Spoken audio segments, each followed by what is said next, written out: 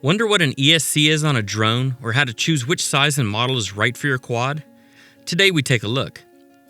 ESCs, or electronic speed controllers, connect the flight controller on your quad to the motors. In simplest terms, they control the speed of the motors by regulating the amount of power sent to each one. There are two basic setups: individual ESCs and 4-in-1 combo units. The advantage of separate ESCs is that if one is faulty, it can easily be replaced with a new one.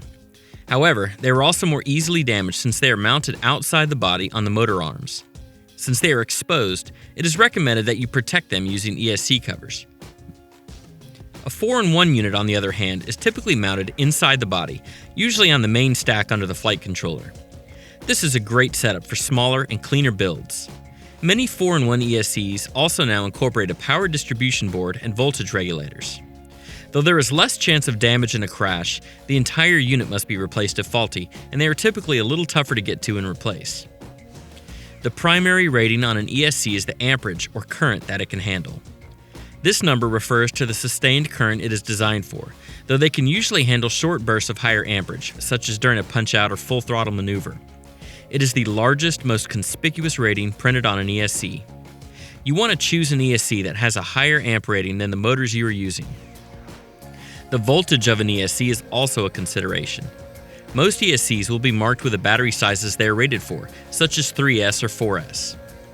Propeller choice is also important to think about.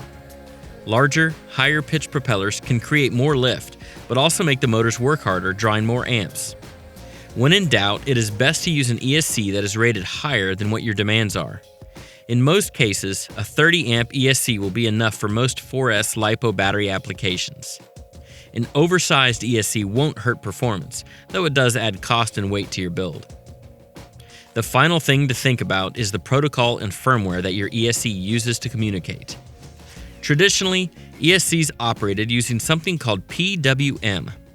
More recent ESCs use analog protocols such as one-shot and multi-shot, and the newer D-shot protocols use a digital signal providing faster performance and more flexibility. ESCs will also operate using the firmware that is installed. This will most often be KISS or BL Heli, with the newest versions using a 32-bit architecture to provide more features and processing power. The specific firmware that the ESC uses will usually be clearly marked on the ESC. While you can't change the installed firmware, it should be updated to the latest version. Most new ESCs will support a variety of the protocols we mentioned before. There are many great ESCs on the market, and the choice you make will depend on the quad setup, battery, and motor size you intend to use. Make sure to check out online reviews to help you decide which is best for your application. Have any thoughts or questions? Please let us know in the comments, and tell us which ESCs you prefer and why.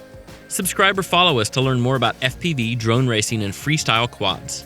Make sure to check out our Top 5 FPV videos of the week, where we showcase some great flying and epic freestyle locations. Go to shop.dronucopia.com to shop for drones and drone accessories. And happy flying.